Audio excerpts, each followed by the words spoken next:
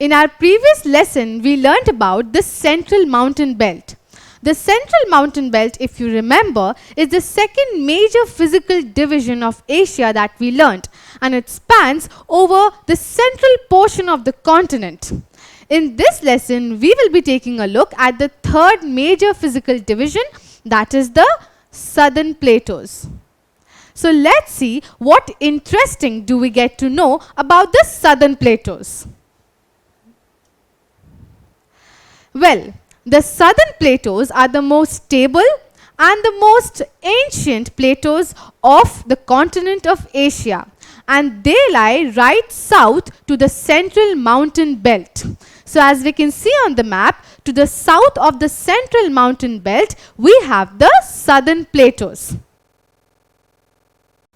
Now, most of us here must have heard that Japan is often regarded as the place where most number of active volcanoes are found. Why? Because Japan is located at a juncture of Earth's major tectonic plates. So, can you name a place right opposite to Japan in this situation? Well, the southern plateaus are one of those. So, southern plateaus are regarded as the most stable landform of the continent of Asia because they are least affected by any tectonic movement or disturbance. Now, the southern plateaus are as ancient as the human civilization itself, and it has three major plateaus, namely the Plateau of Arabia or the Arabian Plateau, the Peninsula Plateau, spanning mostly over the country of India, and the Plateau of Shan. We will be taking a look at each of these major plateaus one by one. Another important point to be noted is that the southern plateaus of all these three major plateaus are a huge reserve of important minerals and other important mineral resources. These mineral resources mostly includes coal, bauxite, manganese and many other such precious minerals that could be found on the Earth's surface. Now let us proceed with the lesson by taking a look at each of these major plateaus one by one. Now, to the southwestern part of Asia, if we see, we have the Arabian Plateau. The Arabian Plateau, as you can see, is along the coast of the Red Sea. The Arabian Plateau has a steep western edge running along the Red Sea coast, and it slopes gently towards the eastern side towards the Persian Gulf, which is also often known as the Arabian Gulf. So, the Arabian Plateau is very old and eroded plateau and is mostly a dry desert region. So, what we need to remember is that Arabian Plateau is an old eroded plateau and it actually is a dry desert region. Now, even though the Arabian Plateau is a dry desert region, it is the principal source of petroleum. Petroleum, as we know, is a very important conventional source of energy and it has been used since the prehistoric times. Now, on March 3, 1938, an American-owned oil well, that is in Dhahran, right here in Saudi Arabia, is the place where they discovered the largest source of petroleum in the world. So, here is a glimpse of the first petroleum oil drill that was found in Dhahran in Saudi Arabia. So, the Arabian Plateau, though is an old eroded plateau, is actually a huge reserve of very important conventional resource, that is petroleum. Now, petroleum is commercially very valuable and it has a huge value in the international market. Now, just like southern plateaus are regarded as the most stable and the most ancient landforms of the continent of Asia, India too has a very stable and ancient landform of its own. We are talking about the second major southern plateau, that is the Peninsula Plateau. Now, why do you think this is known as the Peninsula Plateau? Peninsula, as we know, is regarded or referred to any landmass that is surrounded by water bodies on three sides and landmass on one side. So if we take a look at the Peninsula Plateau that covers mostly the southern part of India, is also surrounded by three water bodies, namely the Arabian Sea to the west, the Indian Ocean to the south, and the Bay of Bengal to the east.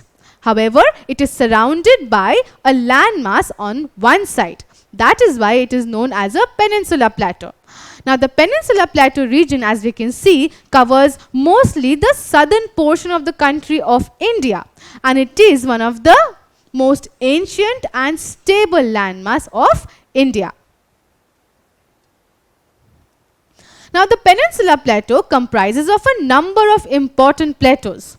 However, in this lesson, we will be taking a look at three of those major plateaus which are a part of the Peninsula Plateau. These include the Malwa Plateau, right between the Vindhyas and Satpura mountain range. Then we have the Chota Nagpur Plateau on the eastern side of the country.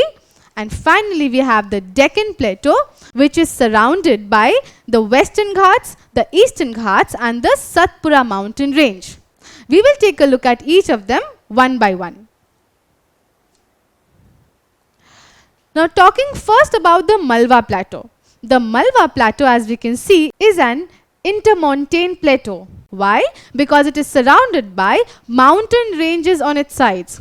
Here we have the Vindhya mountain range and the Satpura mountain range surrounding the Malwa Plateau. So, Malwa Plateau is an important intermontane plateau.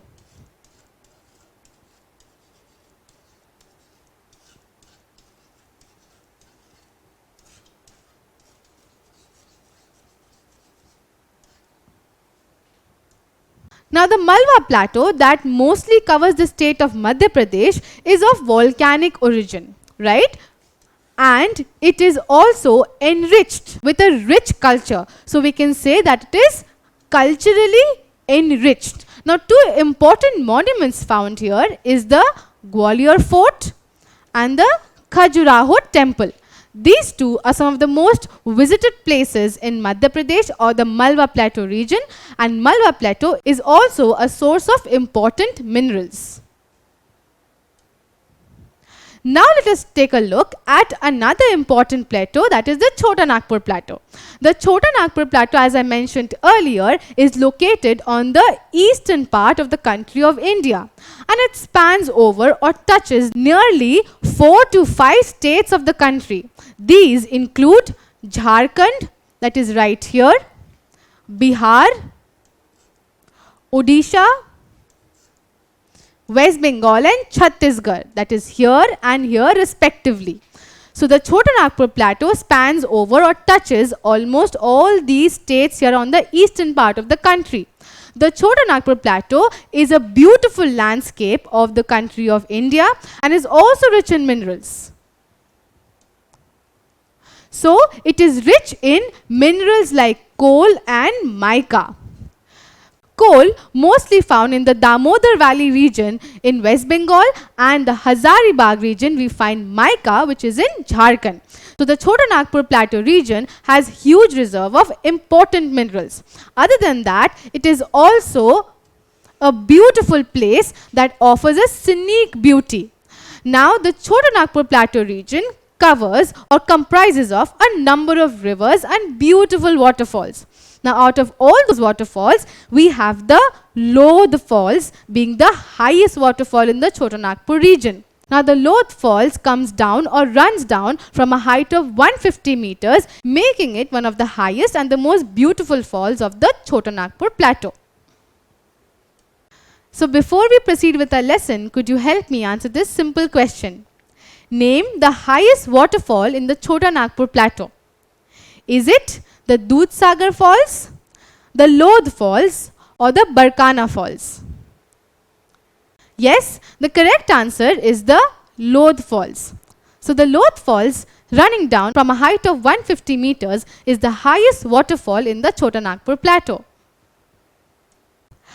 Another important plateau of the Peninsula Plateau is the Deccan Plateau. The Deccan Plateau has an average elevation of 600 meters and it mostly spans over the southern portion of the country of India. It is an old eroded plateau and it is home to a variety of animals which can only be found in the Deccan region. It is one of the most beautiful plateaus of the country of India and has been here since a long time. Now the Deccan Plateau is bordered by the Western Ghats on the western side and the Eastern Ghats on the eastern side of the country of India. The Deccan Plateau is often regarded as the Deccan Trap, and it is believed that the Deccan region or the Deccan Plateau region is rich in black soil.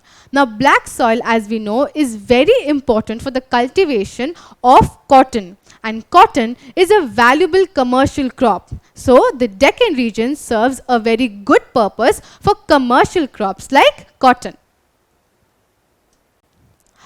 Now the Deccan Plateau is steeper and wider on the western side while it slopes gently on the eastern side. So if we take a look at the Western Ghats, the Deccan Plateau is steeper and has a higher elevation in comparison to the eastern side, that is on the Eastern Ghats. So there we completed the Peninsula Plateau.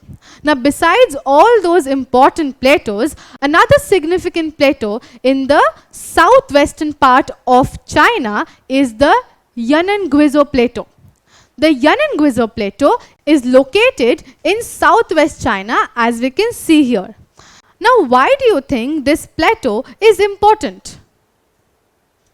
The Yunnan-Guizhou Plateau serves as the hotspot of tourist attractions or tourism in the country of China.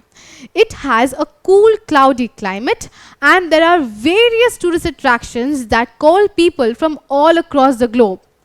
The plateau region is known to comprise a number of rivers and beautiful waterfalls, and it also has huge deposit of important mineral resource. Now the Yunnan-Guizhou Plateau region is well known biodiversity hotspot. So there are a variety of animals that you can find here, and these are unique and beautiful in their own selves. However, over the years, due to the greediness of people around the globe, there has been killing and poaching of these animals in the region, and it has been a major threat to the area. Coming to the third major southern plateau, that is the Plateau of Shan. The Plateau of Shan, as you can see, covers the eastern part of Myanmar. So here we have Myanmar, and the Plateau of Shan covers the eastern portion of this particular country. Now the Plateau of Shan, as we can see here in the picture, is another beautiful landscape found on the southeastern part of the continent of Asia. The rocks in the northern part of the Shan Plateau are sources of rubies and sapphires and other important gemstones. So the Plateau of Shan is a reserve of precious minerals like rubies and sapphires.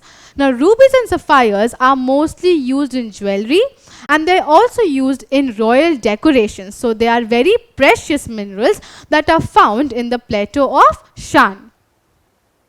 Now besides those adorable precious minerals, the plateau also serves as the principal source of lead, silver and zinc for the country of Myanmar. And this area is also an area of major teak forest. Now teak, as we know, is used for a variety of purposes, and it has a high commercial value. However, due to deforestation and overuse of the teak forest here, it has led to the degradation of the entire region and is a current major threat to the Plateau of Shan. So in this lesson, we were able to understand that the southern plateau region is one of the most ancient and stable landforms of the continent of Asia. It's the third major physical division of the continent and has a lot to offer in terms of beauty, vegetation, wildlife and mineral resources. In our next lesson, we will be taking a look at the other major physical division of the continent of Asia and conclude our discussion here. Don't forget to subscribe to our channel and hit the bell icon. You can also register for free at deltastep.com or download the DeltaStep app to learn one-to-one with our amazing teachers or to get access to all our 5,000 plus amazing videos as per your school syllabus. Master each topic with our adaptive practice technology. Get million plus questions with step-by-step solutions and unlimited mock test. Get all your doubts resolved instantly. Learn via games and win amazing prizes like PlayStations and iPads. So at DeltaStep, learning is not just fun and easy, it is rewarding too. So register for free now.